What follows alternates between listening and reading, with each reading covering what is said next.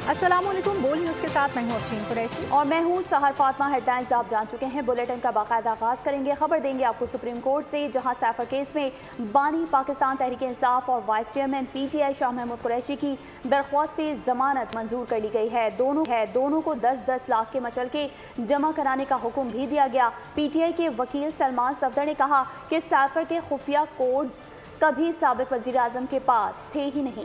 कायम मुकाम chief justice Pakistan सरदार तारिक मसूद ने रिमार्क्स दिए कि साबिक वज़ीर ख़ारजा शाह महमूद कुरैशी खुद तो समझदार थे, समझते थे कि क्या बोलना है क्या नहीं। वो खुद तो बच गए, लेकिन बानी PTI को फंसा दिया। जस्टिस अतर मिनुल्लाह ने कहा, अगर साइफर पब्लिक हो ही चुका है तो फिर प्रोसिक्यूशन को साइफर ट्रायल इन कैमरा क्यों चाहिए। सुप्रीम कोर्ट ने साइफर केस में बानी पाकिस्तान तहरीक इंसाफ और vice chairman PTI Shah Mahmood Qureshi की दरख्वास्त जमानत मंजूर कर ली। दोनों को 10-10 लाख के मचलके जमा कराने का हुक्म। PTI के वकील सलमान सफदर ने कहा कि साइफर के खुफिया कोड्स कभी साबिक वज़ीर आज़म के पास थे ही नहीं। साइफर केस में बानी PTI और शाह महमूद कुरैशी की जमानत मंजूर। सुप्रीम कोर्ट का मुल्ज़मान को 10-10 लाख रुपए के मचलके जमा कराने का हुक्म। दौरान समाअत कायम मकाम चीफ जस्टिस पाकिस्तान सरदार तारिक मसूद ने कहा, साबिक वज़ीर ख़ारजा शाह महमूद कुरैशी खुद तो समझदार थे, समझते थे कि क्या बोलना है क्या नहीं। वो खुद तो बच गए, लेकिन साबिक वज़ीर आज़म को फंसा दिया। जस्टिस अतर मिनुल्लाह ने कहा कि असल साइफर तो वज़ारत ख़ारजा में है, वो बाहर गया है तो ये दफ्तर ख़ारजा का जुर्म है। साइफर को अवाम में ज़ेर बहस नहीं लाया जा सकता। PTI के वकील सलमान सफदर ने कहा कि साइफर के खुफिया कोड्स कभी साबिक वज़ीर आज़म के पास थे ही नहीं, जिस पर जस्टिस अतर मिनुल्लाह ने कहा, वज़ारत ख़ारजा साइफर का हुकूमत को बताती है ताकि ख़ारजा पॉलिसी में मदद मिल सके। जस्टिस मंसूर ने कहा कि ऑफिशियल सीक्रेट एक्ट का मकसद ही यही है कि हसास मालूमात बाहर किसी को न जा सकें।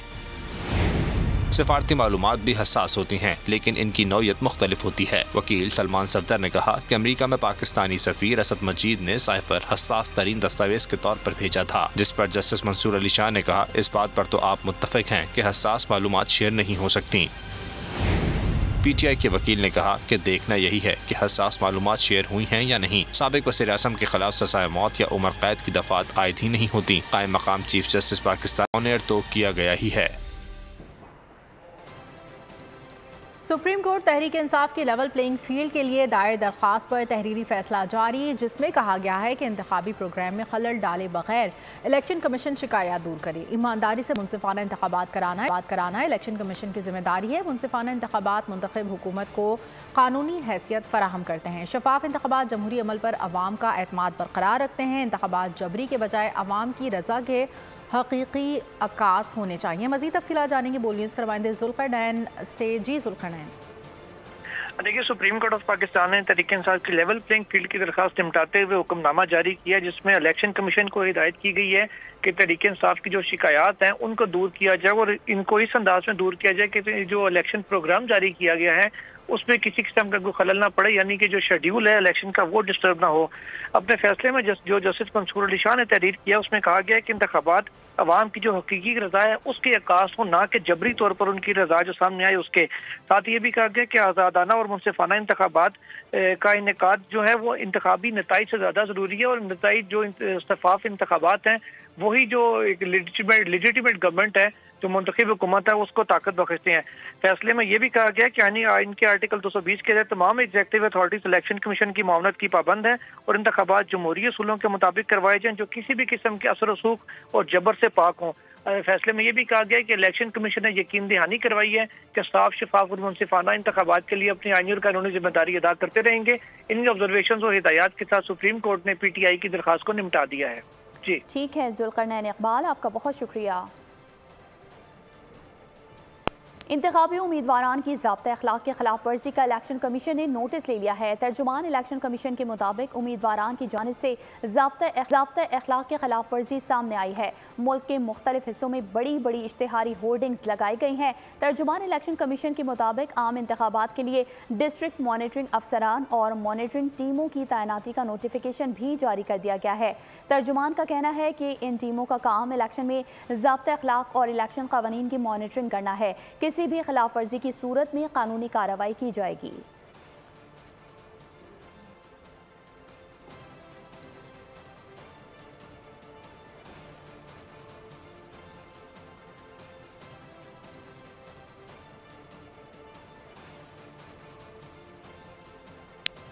पीटीआई को बल्ले का निशान मिलेगा या नहीं, इलेक्शन कमीशन का महफूज फैसला आज जारी होने का इम्कान है। पेशावर हाई कोर्ट ने इलेक्शन कमीशन को 22 दिसंबर तक फैसला जारी करने की हिदायत की थी। आपको बता रहे हैं पीटीआई को बल्ले का निशान मिलेगा या नहीं, इलेक्शन कमीशन का महफूज फैसला आज जारी होने का इम्कान है, जबकि पेशावर हाई कोर्ट ने इलेक्शन कमीशन को 22 दिसंबर तक फैसला जारी करने की हिदायत की थी। खबर है ये, पाकिस्तान तहरीक इंसाफ को बल्ले का निशान मिलेगा या नहीं, इलेक्शन कमीशन का महफूज फैसला आज जारी होने का इम्कान है, जबकि पेशावर हाई कोर्ट ने इलेक्शन कमीशन को 22 दिसंबर तक फैसला जारी करने की हिदायत जारी की थी। खबर दे रहे हैं आपको, पीटीआई को बल्ले का निशान मिलेगा या नहीं। मजीद तफसीलात जानेंगे फहाद चौधरी से। जी फहाद, बताइए। जी देखिए, तहरीक इंसाफ इंट्रा पार्टी इंतखाबात केस का जो फैसला इलेक्शन कमीशन ने महफूज किया था वो आज रात 12 बजे से पहले जारी होने का इम्कान है। और गुज़िश्ता रोज आपको मालूम है कि पेशावर हाई कोर्ट ने ये हिदायत की थी इलेक्शन कमीशन को कि 22 दिसंबर रात 12 बजे तक जो है ये फैसला जारी होना चाहिए। इस वक्त इलेक्शन कमीशन हुकाम जो है वो मरकजी सेक्रेटेरिएट में ही मौजूद हैं और जरा ये दावा करते हैं कि आज रात 12 बजे से पहले जो फैसला है इंट्रा पार्टी इंतखाबात केस का आया कि पीटीआई को बल्ले का निशान मिलेगा या नहीं, वो वेबसाइट पर जारी किया जाएगा, वेबसाइट पर अपलोड किया जाएगा। जी ठीक है फहाद चौधरी, आपका बहुत शुक्रिया। इलेक्शन कमीशन ने सियासी जमातों की दरख्वास्तों पर कागजात नामजदगी जमा कराने की तारीख में 2 रोज़ की तोसी कर दी है। तोसी MQM, JUI, मुस्लिम लीग नून और बलूचिस्तान अवामी पार्टी की जानिब से दायर दरख्वास्तों के बाद की गई कागजात नामजदगी अब 24 दिसंबर तक वसूल किए जाएंगे। इलेक्शन कमीशन का बड़ा फैसला, कागजात नामजदगी जमा कराने की तारीख में 2 रोज की तोसी। MQM, JUI, मुस्लिम लीग नून और बलूचिस्तान अवामी पार्टी की जानिब से इलेक्शन की तारीख में रद्दबदल किए बगैर कागजात नामजदगी जमा कराने की तारीख में तोसी की दरख्वास्त की थी। इलेक्शन कमीशन का कहना है कि उम्मीदवार कागजात नामजदगी 24 दिसंबर तक जमा करा सकते हैं। सियासी जमातें मखसूस नशिस्तों की तरजीही फहरिस्त भी 24 दिसंबर तक दे सकती हैं। कागजात नामजदगी की जाँच पड़ताल 25 से 30 दिसंबर तक की जाएगी। सियासी खिलाड़ियों की जानिब से कागजात जमा कराने का सिलसिला तेज हो गया है। जहांगीर तरीन लोधरा से मैदान में, जबकि ख्वाजा आसिफ, मुराद अली शाह, मुस्तफ़ा नवाज खोखर ने फॉर्म भर दिए हैं। उस्मान डार की वालदा ने भी फॉर्म जमा करवा दिया। खुर्शीद शाह, असद कैसर, चौधरी सालेक, फारूक सत्तार ने भी कागजात जमा करवा दिए हैं। बानी पीटीआई के 3 हलकों के लिए कागजात पर दस्तखत। बिलावल भुट्टो ने लाड़काना के बाद लाहौर से भी फॉर्म हासिल कर लिए हैं। अलीम खान लाहौर से मैदान में उतरेंगे।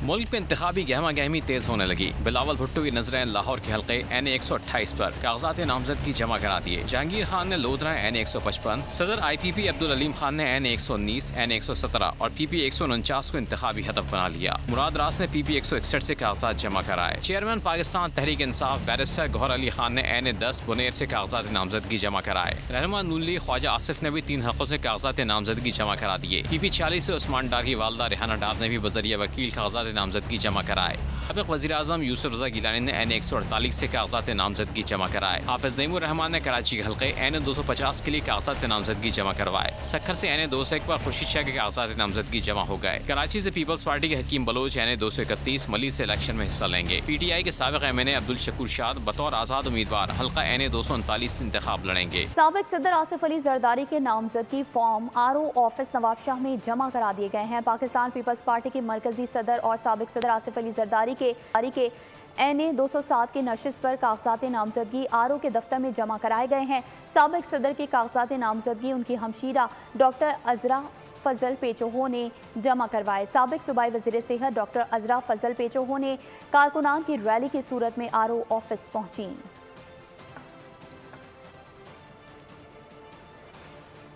PTI के साबिक चेयरमैन के कागजात नामजदगी जमा करा दिए गए हैं। बानी PTI के कागजात नामजदगी कौमी असम्बली के हल्का NA 89 मियांवाली से जमा कराए गए। गुज़िश्ता रोज़ उन्होंने अडियाला जेल में अपने कागजात नामजदगी पर दस्तखत किए थे।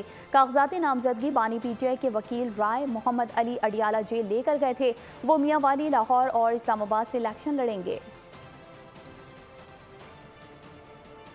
इस्तेहकाम पाकिस्तान पार्टी की मरकजी सेक्रेटरी इतलात डॉक्टर फिरदौस आशिक आवान ने NA 70 सियालकोट से बतौर उम्मीदवार कागजात नामजदगी जमा करवा दिए हैं।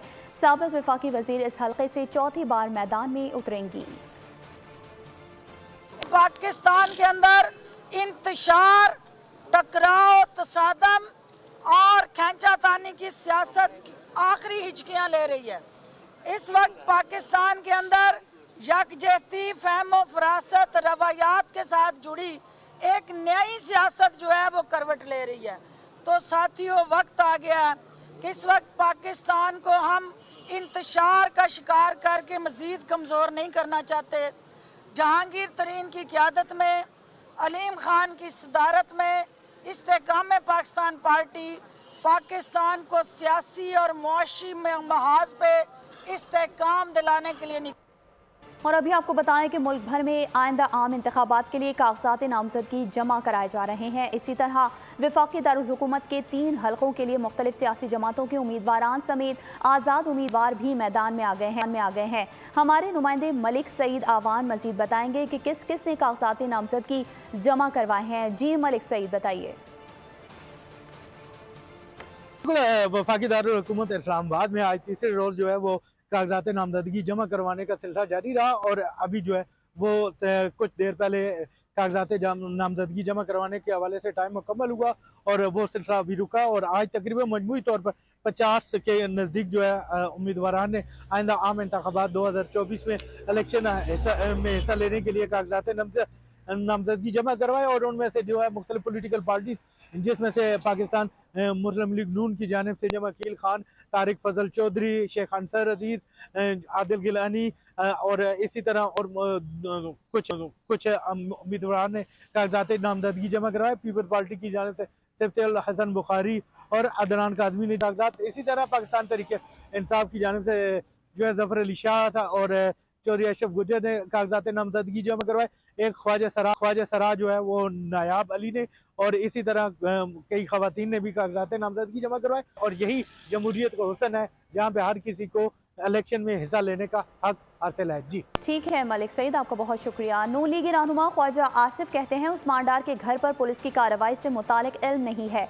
इन वाक़यात से मेरा कोई ताल्लुक नहीं। आइंदा इंतखाबात के लिए कागजात नामजदगी जमा कराने के बाद मीडिया से गुफ्तगू करते हुए ख्वाजा आसिफ का कहना था कि मुझ पर इससे पहले भी इस किस्म के इल्ज़ामात लगते रहे हैं।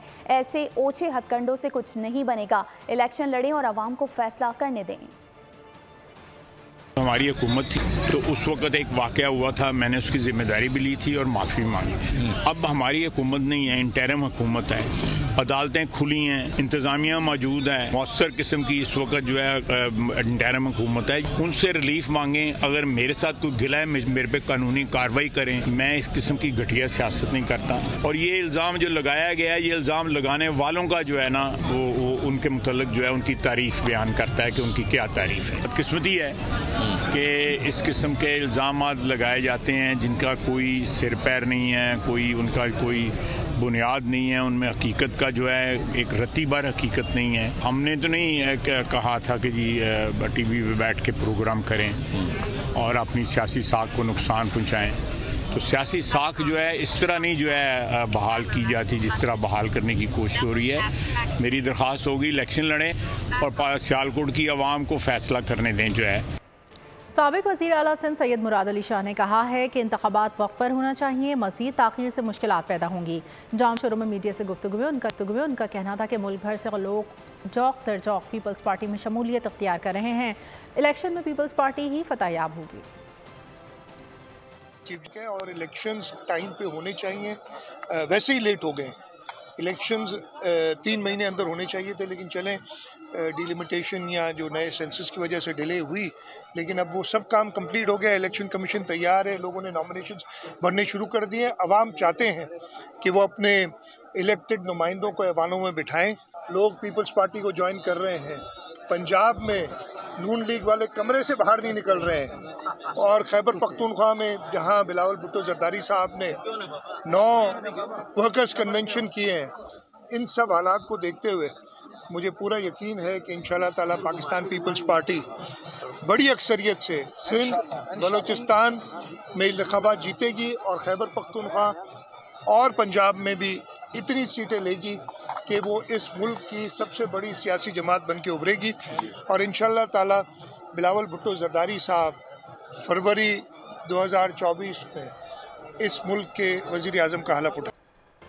PP रहनुमा मंजूर बसान ने नया ख्वाब देख लिया। अपने सिंध के हल्के PS 27 से कागजात नामजदगी जमा कराने के बाद मीडिया से गुफ्तगू में उनका कहना था कि नवाज शरीफ पर किसी का भी हाथ हो वजीर आजम नहीं बनने देंगे, बिलावल भुट्टो ही वजीर आजम बनेंगे। कहा आवाम को जल्द सरप्राइज मिलेगा, इलेक्शन लड़ने का हक सबको है, मुखालिफ जब इत्तेहाद की बात करते हैं तो मुझे हंसी आती है।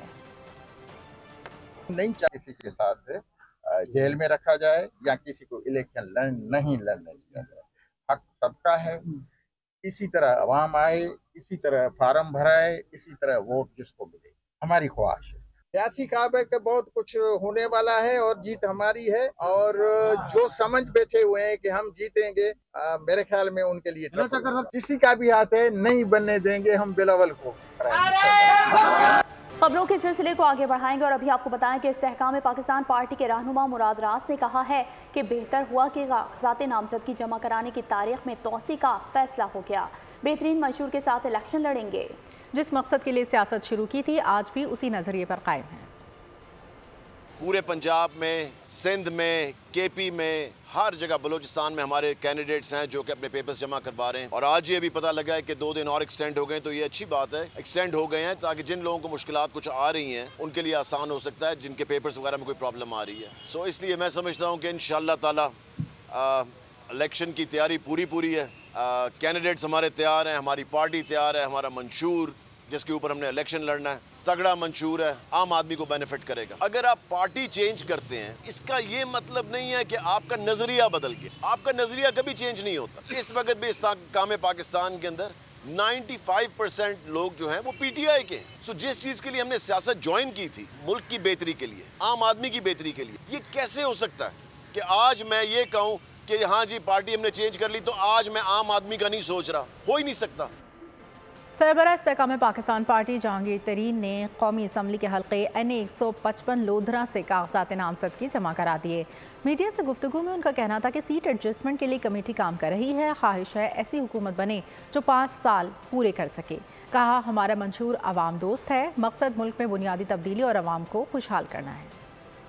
मैं समझता हूँ और मेरी दुआ है कि अगली हुकूमत सही टाइम पे बन जाए, पूरे 5 साल के लिए एक तकड़ी हुकूमत हो। अब वो चाहे मखलूत बने या जैसी बने, ये अल्लाह की मर्जी है और वोटर्स का चॉइस है। हम ये करना चाहते हैं कि पाकिस्तान में बुनियादी तब्दीली आए, पाकिस्तान के अवाम के लिए बुनियादी बेहतरी हो। सिर्फ ये कहना चाहता हूँ कि लोधरा के अवाम की मोहब्बत की वजह से मैं ये काम करता हूँ। पाकिस्तान पीपल्स पार्टी ने कराची को दुनिया का चौथा बदतरीन शहर बना दिया है। 22,000 अरब खर्च होने के बावजूद भी अस्पतालों में दवा नहीं है। रहनुमा MK मुस्तफ़ा कमाल की कराची में मीडिया से गुफ्तगू। कहा बिलावल ने अगर कराची को लाहौर बनाने की बात की तो लोग भाग जाएंगे। कराची में पीने का पानी आता नहीं और सीवरेज का पानी जाता नहीं।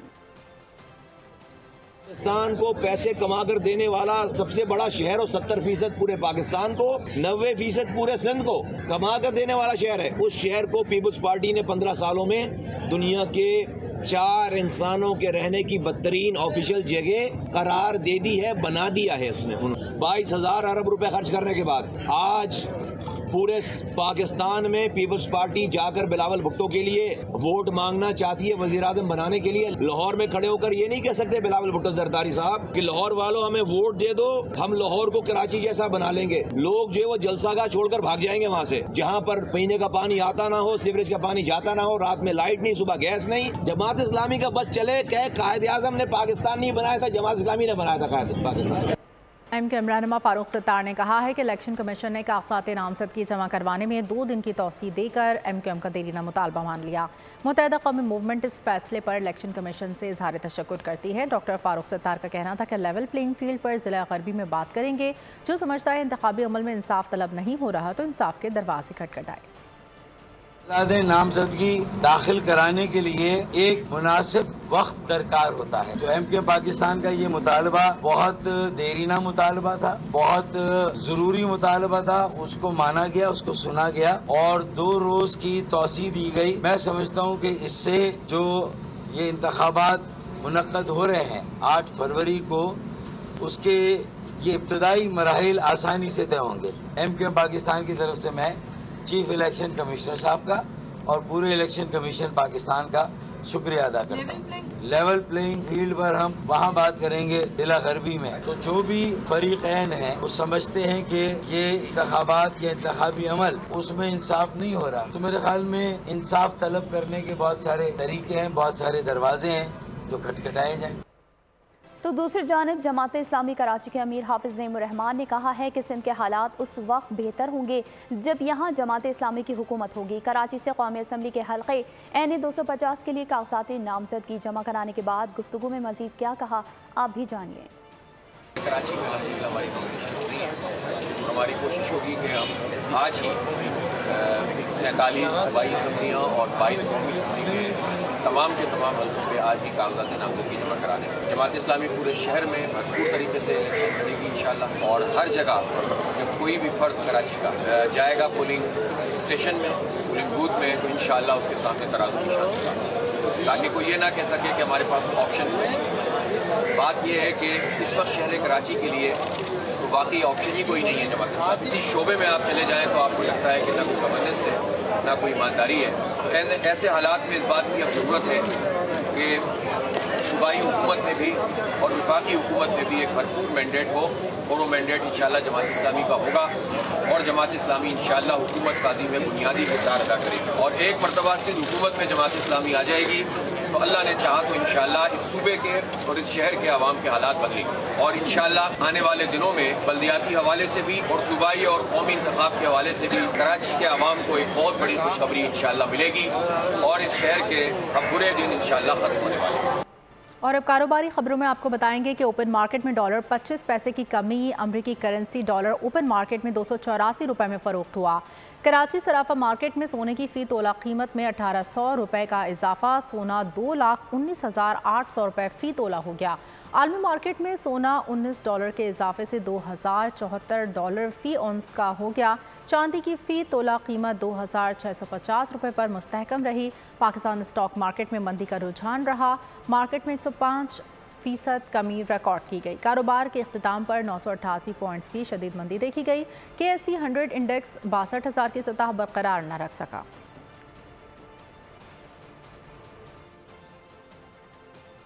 और इदारा शुमारियात ने ज़रूरी अशिया की कीमतों की हफ्तावार रिपोर्ट जारी कर दी है। रवां हफ्ते के दौरान महंगाई में 0.5% कमी हुई। मुल्क में महंगाई की मजमूई शरह ताहाल 42% से ज़्यादा रिकॉर्ड की गई है। 18 अशिया ज़रूरिया महंगी जबकि 9 अशिया सस्ती हो गईं। इदारा शुमारियात की मुल्क में महंगाई से मुताल्लिक हफ्तावार रिपोर्ट जारी। रवां हफ्ते अंडे, जलाने की लकड़ी, प्याज, लहसुन और दालें महंगी हो गईं। एक हफ्ते के दौरान अंडे फी दर्जन 36 रुपए 69 पैसे महंगे हुए और 388 रुपए तक पहुंच गए। रवां हफ्ते प्याज फी किलो तकरीबन 2 रुपए महंगी हुई और 163 रुपए तक पहुंच गई। रवां हफ्ते दाल माश, दाल मूंग, चाय की पत्ती, लहसुन भी महंगा हुआ। एक हफ्ते के दौरान पेट्रोलियम मसनूआत, टमाटर, आलू समेत 9 अशिया सस्ती हो गयी। एक हफ्ते के दौरान चीनी, चिकन, टमाटर भी सस्ते हुए। खबर शामिल करेंगे कराची से, जहां औरंगी टाउन और सुरजानी टाउन में हलाक 5 से 4 डाकुओं की शनाख्त हो गई है। SSP वेस्ट महरोज अली के मुताबिक सुरजानी टाउन में हलाक डाकुओं की शनाख्त मुदस्सिर और अली के नाम से की गई है। हलाक होने वाले डाकुओं का क्रिमिनल रिकॉर्ड चेक किया जा रहा है। SSP वेस्ट के मुताबिक औरंगी टाउन में 3 में से 2 डाकुओं की शनाख्त हुई है। डाकुओं की शनाख्त अमजद और सलमान के नाम से हुई। हलाक डाकू आदि जराइम पेशा थे। अमजद 16 जबकि सलमान 4 मुकदमात में पुलिस को मतलूब था। कराची में डाकुओं को काबू करने के पुलिस के तमाम दावे नाकाम साबित हुए। कराची में साल 2023 के 12 माह के दौरान डाकुओं ने 134 खानदान उजाड़ दिए। कराची में डाकुओं ने छीना झपटी के दौरान मर्द, खवातीन और बच्चों को भी न बख्शा। डिस्ट्रिक्ट ईस्ट में 34 अफराद की जान गई। रवां साल कराची में अब तक 86,000 से ज़ायद वारदातें रिपोर्ट हो चुकी हैं। कोर्ट का सियासी किरदार है। अवामी नेशनल पार्टी के एमएल वली खान का इल्ज़ाम, पेशावर हाई कोर्ट पर अदम एतमाद का इजहार। मीडिया से गुफ्तगू में बताया, मैंने हाई कोर्ट में साबिक चेयरमैन PTI के खिलाफ केस डाला हुआ है। मुझे अभी तक सिर्फ एक तारीख मिली। केस को 6-7 माह हो गए। दूसरी तरफ PTI के लोग जाते हैं, उन्हें फौरी समाअत का वक्त दिया जाता है। और हमारा गिला डायरेक्टली पेशावर हाई कोर्ट के चीफ जस्टिस साहब से है। पेशावर हाई कोर्ट का चीफ जस्टिस साहब जो किरदार अदा कर रहा है, ये किरदार कोई नया नहीं। इसी हाई कोर्ट में मैंने इमरान, जनरल फैज़ और बाकी कुछ लोगों के ख़िलाफ़ केस डाला हुआ है।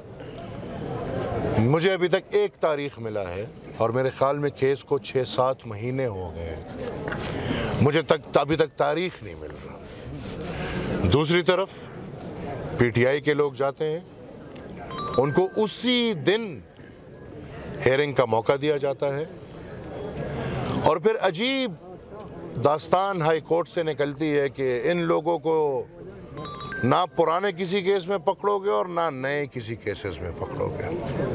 अगर हम गिला करते हैं, अगर हम बात करते हैं, या अगर मरगरी वकीलान जिस तरह सब ने देखा कि उन्होंने आइन और कानून की बालादस्ती के लिए और हाई कोर्ट के वकार के लिए उन्होंने इस चीफ जस्टिस के खिलाफ स्ट्राइक किया और दुनिया के सामने उसको वाजे किया, तो बदले में चीफ जस्टिस आगे बढ़ें और अभी आपको बताएं कि आर्मी चीफ की मिलिट्री डिप्लोमेसी और मुआशी इक़दामात को अवाम की जानिब से सराहा जा रहा है। शहरियों का कहना है कि उम्मीद है आने वाला वक्त पाकिस्तान और उसके अवाम के लिए बेहतरीन होगा। डॉलर सस्ता हो रहा है, मुल्क में पेट्रोल की कीमत भी कम हुई है। के पास जनरल आसम मनीर साहब को मुबारकबाद देता हूँ कि उन्होंने 1 साल का कामयाब दौर गुजारा और अल्लाह उनकी ज़िंदगी सलामत रखे और आगे भी इसी तरह का है। जहाँ तक मुल्क की माशियत की बात है तो बहुत अच्छा हुआ है। अभी आपने देखा ही है कि डॉलर की प्राइस 340 से 280 के अराउंड है और आगे आने वाले वक्त में जैसे IMF की नई किस्त आएगी, एशियन डेवलपमेंट बैंक का नया फंड आएगा, उसके बाद एक्सपेक्टेड है कि 250 तक पहुंच जाएगा। ये बहुत बड़ा काम है। चीफ ऑफ आर्मी की मेहरबानी है, यहाँ पर जो पेट्रोल नीचे आ रहा है और इसी तरह स्टॉक एक्सचेंज जो है ऊपर जा रहा है, ये हमारे लिए और हमारे मुल्क के लिए बहुत बेहतरी की बात है। प्याज 300 रुपए किलो होता था, लेकिन वो 120-160 में वो बेहतर है। इससे और अच्छा क्या होगा? जो भी हो रहा है बेहतर हो रहा है, हमारे लिए बेहतर है। आर्मी चीफ ने इकदाम किए हैं, इससे पेट्रोल भी सस्ता हुआ है, हमारा डॉलर भी सस्ता हुआ है, तो हमें उम्मीद है बिल्कुल कि आगे भी आर्मी चीफ ऐसे इकदाम करेंगे और हमारे मुल्क में खुशहाली आएगी। रियासती इदारों की और हुकूमत की बेहतरीन पॉलिसी की वजह से आवाम को इस वक्त रिलीफ मिलना शुरू हो गया है, जिसकी वजह से आटा, चीनी, चावल की कीमतों में काफ़ी हद तक कमी हुआ है। माशाल्लाह फौज में अल्लाह कामयाब करेगा, मुल्क में बहुत तरक्की में रवान हो गया। बहुत अच्छा इकदाम है जी हुकूमत का, इससे काफ़ी रिलीफ मिलेगा गरीबों को और मुल्क में भी खुशहाली आएगी। आर्मी स्टाफ को हम शुक्रिया कहना चाहते हैं क्योंकि उनकी जो कारकर्दगी है वो अच्छी जा रही है और स्टॉक एक्सचेंज जो है वो बुलंदी पे जा रहा है और डॉलर की जो कीमतें हैं वो नीचे आ रही हैं, पेट्रोल सस्ता हो रहा है। अल्हम्दुलिल्लाह कि आजकल हमारे चीफ आर्मी साहब जो मौजूदा हैं, इन्होंने सफारती सतह पे बहुत एक इम्पोर्टेंट कदम उठाया जो कि वो बताते खुद काम कर रहे हैं, तो उसको भी इंशाल्लाह उसकी वजह से भी ये जो महंगाई है इंशाल्लाह बहुत जल्द इंशाल्लाह खत्म हो जाएगी और इंशाल्लाह आवाम को फुल रिलीफ मिलेगा। तो आर्मी चीफ जो कर रहे हैं पाकिस्तान के लिए बेहतरी कर रहे होंगे, तो हमें भी उम्मीद है कि इंशाल्लाह कि वो पाकिस्तान में बेहतरी करेंगे। आर्मी पब्लिक स्कूल रश के जनूबी वजीरिस्तान में सालाना तकरीब हुई। बेहतरीन कारकर्दगी का मुजाहरा करने वाले तलबा और तालिबात में इनामात तकसीम किए। स्कूल में 400 से ज़ायद तलबा और तालिबात तालीम हासिल कर रहे हैं। शुरा ने तलबा की कारकर्दगी को बेहद सराहा।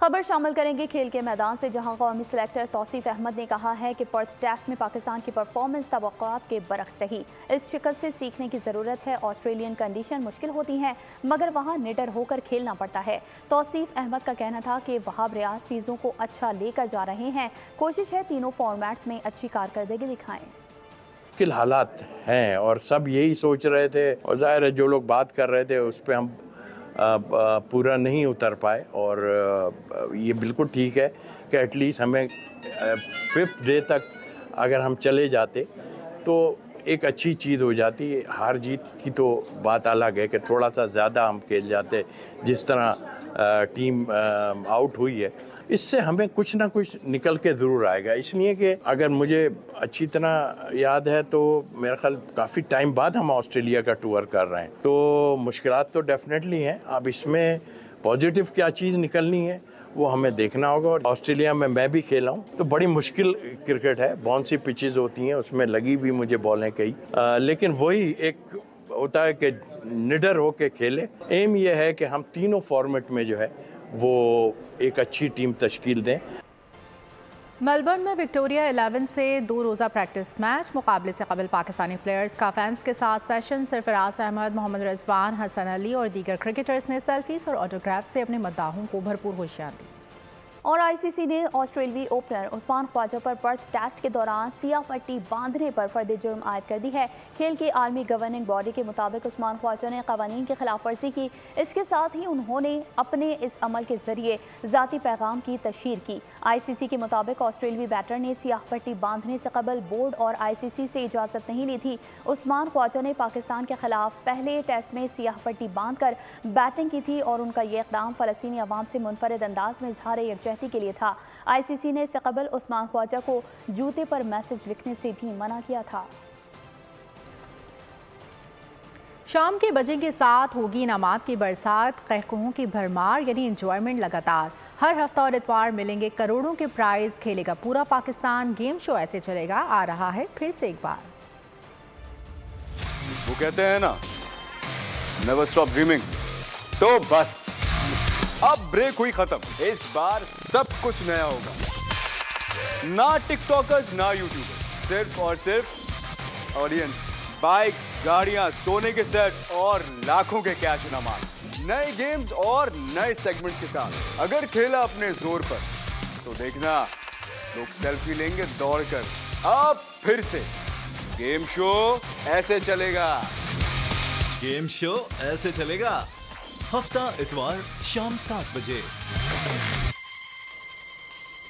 वादिया कश्मीर की सकाफत को उजागर करने के लिए मुजफ्फराबाद में नुमाइश मुनक़िद हुई, जिसमें कश्मीरी शॉल और सुई और धागे से बनाया गया गर्म लिबास तवज्जो का मरकज़ बन गया।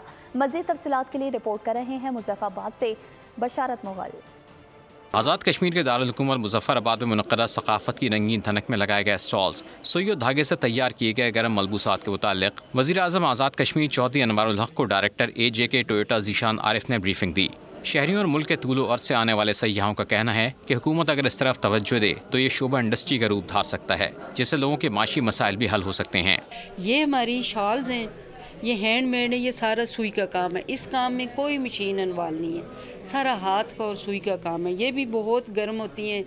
ये शादियों में, वैसे फंक्शन में, ये बहुत स्टाइल से हर घर में, शादी में, वरी में, हर जगह शाल ज़रूरी है। ये हमारा एक रवायती चीज़ है। मुझे बहुत अच्छा लग रहा है यहाँ पर आकर भी, और इनके कलर्स जो मैं हमेशा टीवी पे देखती रही हूँ, आज उसको लाइव देखकर मुझे बहुत अच्छा लग रहा है। And that's why I am going to get one dress for me as well. और इन कल्चर्स को कश्मीर जो है वो हमारी शारग है, और इसका कल्चर जो है वो हमारा कल्चर है, और हमें जो है वो इसको ओवरऑल प्रमोट करना चाहिए सो दैट हम बता सकें कि हम तमाम लोग जो हैं वो कश्मीरी भी हैं और हम तमाम लोग पाकिस्तानी भी हैं। आला खूबियों, ज़िंदगी से भरपूर कौमी इत्तेहाद और हम आहंगी की पहचान, सकाफत को इत्तेहाद की अलामत करार दिया गया। कैमरामैन MD कश्मीर के साथ बशारत मुग़ल, बोल न्यूज़, मुजफ्फराबाद, आज़ाद कश्मीर। सब्सक्राइब करें और बेल दबाएं ताकि कोई खबर रह न जाए।